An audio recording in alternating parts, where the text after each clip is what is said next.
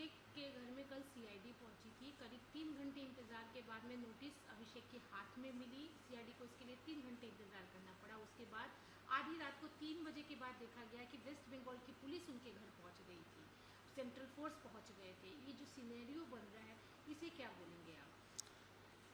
देखिए, एक कहावत है, हिंदी में भी है, बंगाली में भी है कि पाप बाप को छड़े ना। पाप अपना बाप को भी नहीं छोड़ता है।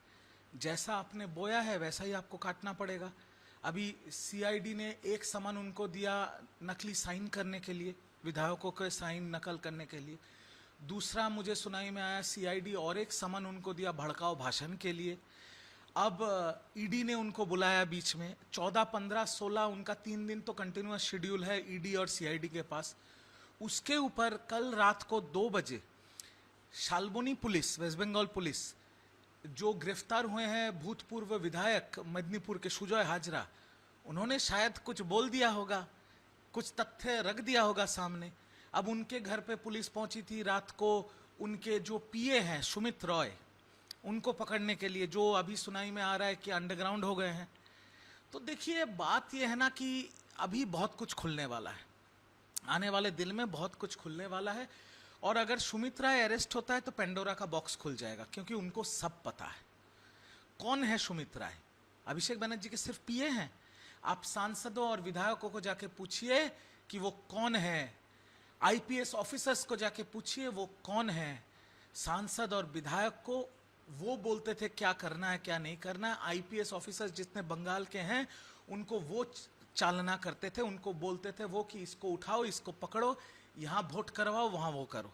तो सुमित रॉय कोई आम आदमी नहीं है। तो देखते हैं क्या करता है बंगाल की पुलिस। But CID, ED, CBI, West Bengal police जैसा रवैया चल रहा है उसमें तो लग रहा है कि युवराज के चक्की पीसने के दिन बहुत करीब आ गए हैं। युवराज की बात करें, अभिषेक की बात करें तो एचएम ने भी बोला था, तो उनके खिलाफ कार्रवाई क्यों नहीं, मेरे खिलाफ ही क्यों? तो वो जाए ना, वो सुप्रीम कोर्ट जाए गृह मंत्री अमित शाह के खिलाफ। अभिषेक बनर्जी जी भी तो सांसद हैं। वो संसद में जब मॉनसून सेशन शुरू होगा वो ये बात को उठाएं, वो सुप्रीम कोर्ट जाएं, कौन रोका है उनको? बट उन्होंने जो भाषण दिया है वो भी तो गलत है। आज मैं गलती करूं और कोई और भी गलती करे, अगर मैं मान भी लेता हूं इस बात को, तो मेरी गलती तो सही नहीं हो जाती। अब उनके खिलाफ एक्शन हो रहा है। अगर उनको लगता है कि गृह मंत्री के खिलाफ एक्शन नहीं हो रहा है तो वो जाए संसद में बात को उठाए, सुप्रीम कोर्ट में बात को उठाए, कौन रोका है उनको? पहले अपने हिसाब तो क्लियर कर लें। और मुझे तो, आप जब मेरा इंटरव्यू ले रहे हैं, मेरे पास अभी एक व्हाट्सएप आया है कि आधे घंटे पहले बिष्णुपुर थाना में उनके खिलाफ अम्फान जो हुआ था ना, अम्फान जो तूफान हुआ था, अम्फान का 250 करोड़ रुपया इधर उधर करने का एक एफआईआर दर्ज हुआ है बिष्णुपुर पुलिस स्टेशन में। और वो किया है बीजेपी के लोकसभा के 2024 के कैंडिडेट बॉबी जी ने, जिनका नाम है अभिजीत दास शायद, उन्होंने किया है। तो एक के बाद एक एफआईआर हो रहे हैं, जांच पड़ताल हो रहा है। अभिषेक बनर्जी जी कोऑपरेट कर रहे हैं, उनको कोऑपरेट करना ही पड़ेगा, और तो कोई रास्ता है नहीं। बाकी कानून के हिसाब से चलेगा। एक चीज और, अभिषेक ने कल जूनियर होकर डिसरिस्पेक्ट करते हैं। अभिषेक का कहना है कि वो फादर फिगर जैसे हैं, उन्होंने मुझे छोटे से बड़ा किया है, उन्हें हक है मुझे कुछ भी बोलने का। देखिए, कल्याण बनर्जी ने भी उन्हें माफ कर दिया बेटा बोलकर। चलिए ठीक है, अभी मुंह बोले बाप बेटे का रिश्ता अच्छा लग रहा है देखने में, इसमें कोई दिक्कत नहीं है। और कल्याण बनर्जी एक बहुत बड़े लीडर हैं, 4 टाइम के सांसद हैं।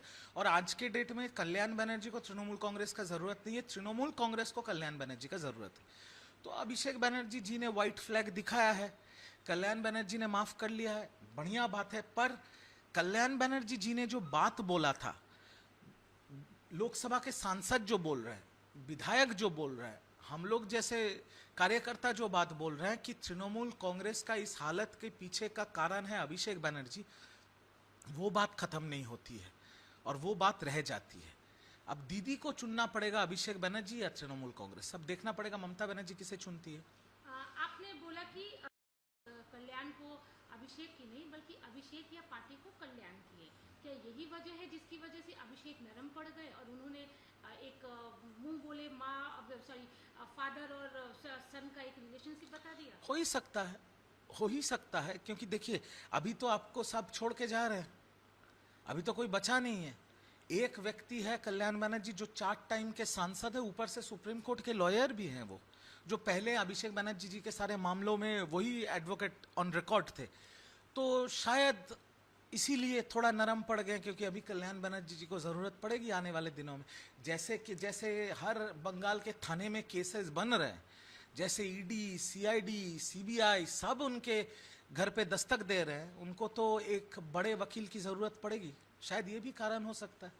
इस बीच में देखा गया कि अभिषेक की काफी जी नहीं बोला है ना कि वो किसी को भरोसा नहीं कर पा रहे हैं, बट इसमें एक भी चीज आपके दर्शकों के जहन में लाना चाहता हूं कि 2022 में कल्याण बनर्जी जी और अभिषेक बनर्जी जी में एक मतभेद हुआ था, और तब अभिषेक बनर्जी जी के जितने लॉयलिस्ट हैं उन्होंने सोशल मीडिया पे बाकायदा स्टेटस छोड़ा था कि माताल के जानते हबे आगामी के मानते हबे श्रीरामपुर नतून सांसद चाय, जिसका हिंदी अनुवाद है कि जो क्या कहते पियक्कड़ है, पियक्कड़ को जानना पड़ेगा, जो नए हैं उनको मानना पड़ेगा, और श्रीरामपुर में नया सांसद की जरूरत है।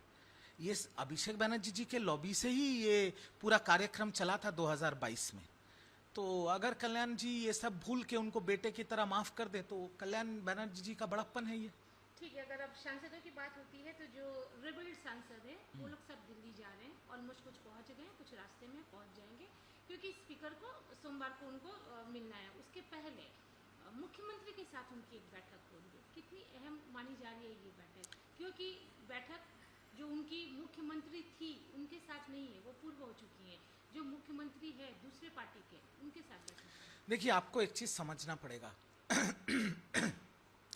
इसमें 2 अलग अलग सिचुएशंस है। एक सिचुएशन ये है कि ये जो सांसद हैं ये लोगों के वोट से चुने हुए सांसद हैं, तो इनके अपने सांसदीय क्षेत्र में लोगों के लिए काम करना है, और वो काम करना मुमकिन नहीं होगा अगर बंगाल के मुख्यमंत्री का समर्थन उन्हें ना मिले तो। और दूसरा कारण ये है कि एनडीए की जो सरकार है, कुछ ही दिनों पहले विमेन रिजर्वेशन और डिमिलिटेशन बिल वो ला नहीं पाए, वो टेबल किए थे पर ला नहीं पाए क्योंकि उनको वोट्स मिले नहीं। पर अभी बहुत सारे इंपॉर्टेंट बिल्स है जो संसद में टेबल होने वाले हैं। उसमें विमेन रिजर्वेशन बिल है, उसमें डिलिमिटेशन बिल है, उसमें one nation one election bill है, उसमें यूनिफॉर्म सिविल कोड का बिल है।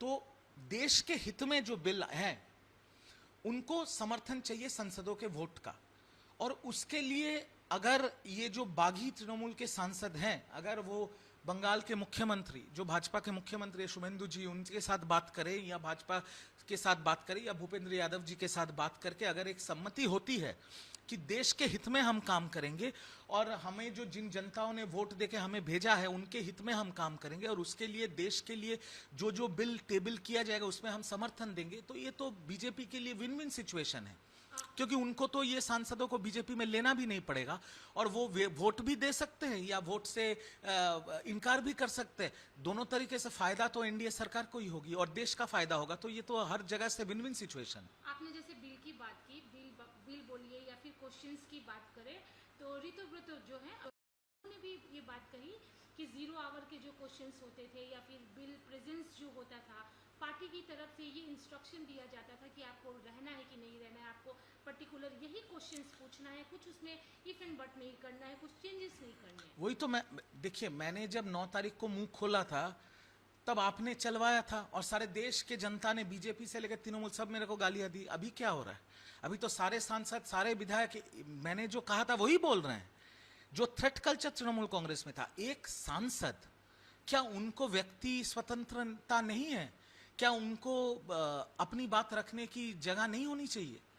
आज अगर एक सांसद 0 आवर में अपनी बात रखनी चाहे, वो क्यों नहीं रख पाएंगे? क्यों उनको बोल दिया जाएगा कि यही बोलना पड़ेगा? और ऋतुव्रत बंदोपाध्याय तो थे राज्यसभा में। राज्यसभा जो तृणमूल कांग्रेस की चलाते हैं क्विज मास्टर, वो तो सोचते हैं कि राज्यसभा उनकी बपौती है, वो तो सोचते हैं राज्यसभा उनकी बपौती है। सुखेंदु शेखर राय जिन्होंने आज इस्तीफा दे दिया, इतने सीनियर एमपी, इनको लास्ट बेंच में बिठाते थे, इनके साथ ऐसी बदतमीजियां होती थी, सबके साथ ऐसी बदतमीजी वो करते हैं। और अभी सब लोग इसीलिए मुंह खोल रहे हैं क्योंकि भय खत्म हो गया, सत्ता परिवर्तन हो गया बंगाल में। अभी थ्रेट कल्चर अभिषेक बनर्जी और क्विज मास्टर का चलेगा नहीं। अभी संसद जो उनका दिल कहेगा, जैसे रिजू दत्ता एएनआई के सामने वही बोल रहा है जो उसका दिल कह रहा है, उसका दिल मान रहा है, मैं वही करूंगा जो मेरे देश के हित में होगा। तो उसी तरीके से जो सांसद इतने दिनों से डर के वजह से चुप बैठे थे, आज वो अपनी दिल की सुन रहे हैं, वो देश के हित में काम करना चाह रहे हैं। इसमें गलत क्या है?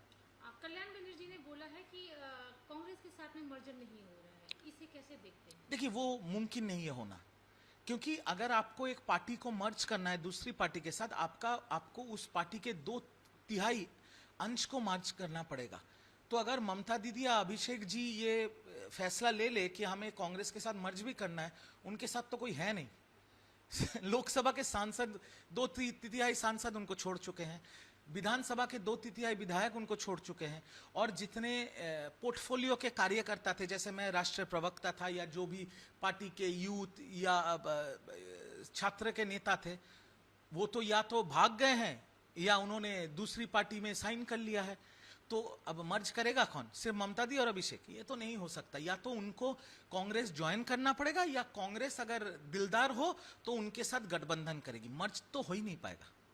ये जो पूरा सीन चल रहा है उसमें क्या आपकी क्यों नहीं होगा?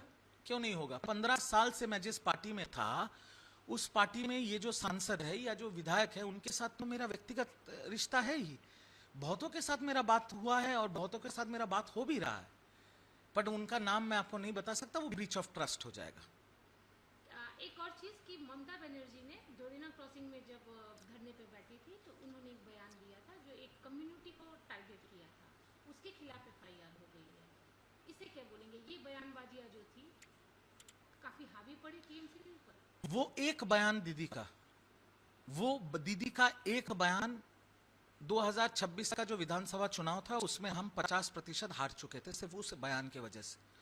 उस बयान के वजह से बंगाल के 80% हिंदू एकजुट हो गए। बंगाल की मुख्यमंत्री स्टेज से ये कह रही है कि अगर मैं हट गया तो एक कम्युनिटी तुमको घेर लेगा, ये कह सकते हैं। मैं भी दरीना मंच पे जब दीदी ने ये बात कही थी, मैं मंच में शामिल था, और मेरे बाजू में जो 3-4 विधायक बैठे थे उनमें 2 मंत्री थे। मैं उनकी शक्ल देखने लगी और मैं उनसे पूछा क्या बोल गई ये? वो मंत्री तक मुझे बोल रहे थे, यार ये क्या बोल गई दीदी। उस टाइम हमें नहीं पता था, अभी समझ में आ रहा है कि उसका खामियाजा कैसे भुगतना पड़ा पार्टी को। उस एक बयान की वजह से 50% विधानसभा चुनाव हम हार गए थे, और उस एक बयान की वजह से बंगाल के 80% हिंदू एकजुट हो गए तृणमूल कांग्रेस के खिलाफ। आपके मोबाइल पर तुरंत आएगी ब्रेकिंग न्यूज, स्क्रीन पर सबसे पहले दिखेगी बड़ी खबर, देश दुनिया की हर खबर एक जगह। अब आपके मोबाइल पर तुरंत फटाफट इंस्टॉल कीजिए न्यूज नेशन ऐप और रखिए खुद को अपडेट।